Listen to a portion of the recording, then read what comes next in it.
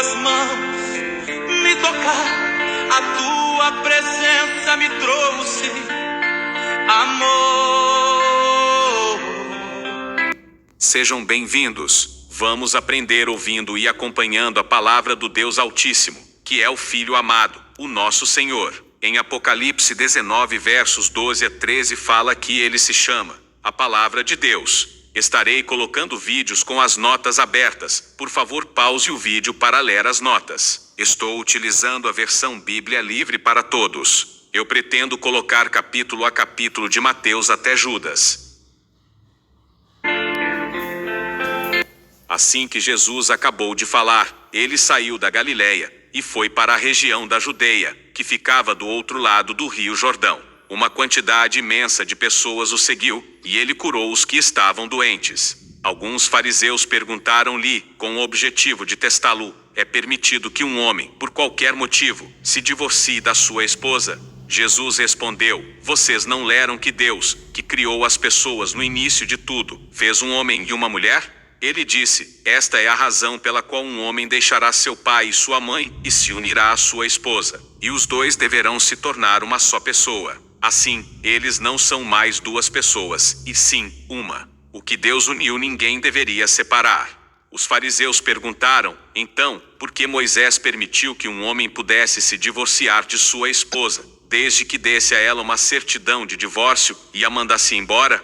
E Jesus respondeu: foi por causa da atitude insensível de vocês que Moisés permitiu que se divorciassem de suas esposas. Mas, no princípio, as coisas não eram assim. Porém, eu lhes digo que qualquer um que se divorciar de sua esposa, a não ser por imoralidade sexual, e, depois, se casar com outra mulher, estará cometendo adultério. Os discípulos disseram a Jesus: se essa é a situação entre marido e mulher, então, é melhor não casar. Jesus lhes disse: nem todos podem aceitar este ensinamento, apenas aqueles para quem ele é dado. Alguns nascem castrados, outros são castrados pelos homens. E há ainda outros que decidem não se casar por causa do reino do céu. Quem puder aceitar isso, deve fazê-lo. As pessoas trouxeram crianças para que Jesus as abençoasse e orasse por elas. Mas os discípulos repreenderam essas pessoas. Porém, Jesus disse: deixem as criancinhas virem até mim.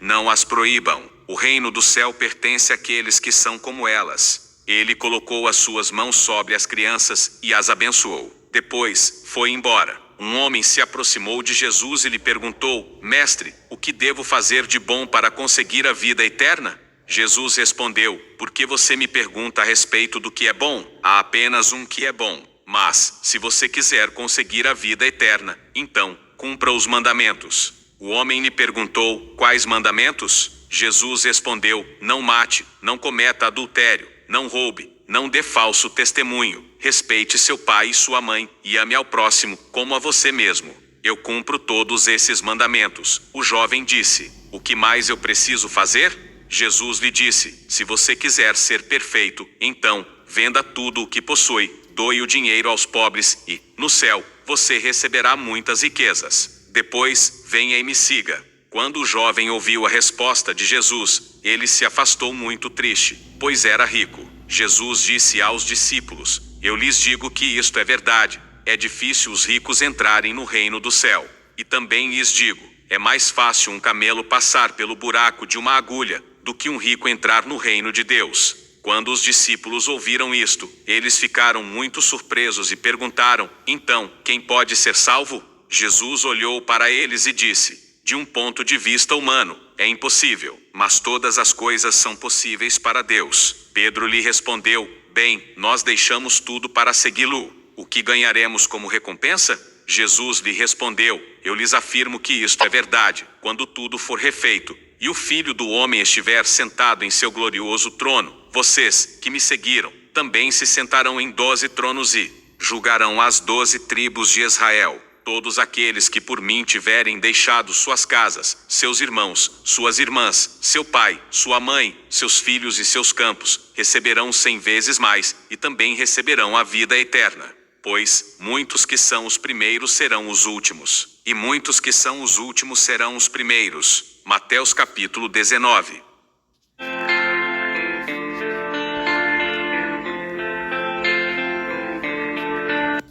O apóstolo Paulo falou uma coisa muito importante na sua despedida. Confira em Atos dos Apóstolos capítulo 20 versos 25 a 35. Agora, eu tenho certeza de uma coisa, de que vocês, para quem eu anunciei o reino de Deus, não me verão novamente. Assim, declaro a vocês, hoje, que eu não sou responsável caso alguém se perca. Eu não hesitei em contar a vocês tudo o que Deus queria que soubessem. Cuidem-se, e cuidem também de todo o rebanho, que o Espírito Santo lhes deu para que o acompanhem, e o guardem. Cuidem da igreja de Deus, a qual ele comprou com o sangue do seu próprio filho. Eu sei que, depois que eu for embora, lobos ferozes chegarão para atacá-los e irão espalhar o rebanho. Surgirão, dentro do seu próprio grupo, homens que irão torcer o que é certo e bom para conseguirem seguidores para eles mesmos. Então, cuidado! Não se esqueçam de que, por 3 anos, eu os ensinei por dias e noites, derramando lágrimas por vocês. Agora, eu os deixo aos cuidados de Deus, e com a mensagem de sua graça, Ele que é capaz de fortalecê-los, e de lhes dar a herança que pertence a todos os que se mantêm firmes com Ele. Eu nunca desejei a prata, o ouro ou as roupas de ninguém. Vocês sabem que eu trabalhei com minhas próprias mãos, para suprir tudo o que eu e os que me acompanhavam precisávamos. Em tudo o que fiz, mostrei-lhes que devemos trabalhar para ajudar os mais fracos, sempre nos lembrando das palavras do Senhor Jesus. Há mais felicidade em dar do que em receber. Deus Altíssimo, pelo poder da tua palavra, o seu Filho amado, nosso Senhor, nos abençoa e nos guarda, nos ilumina e nos guia por um bom caminho.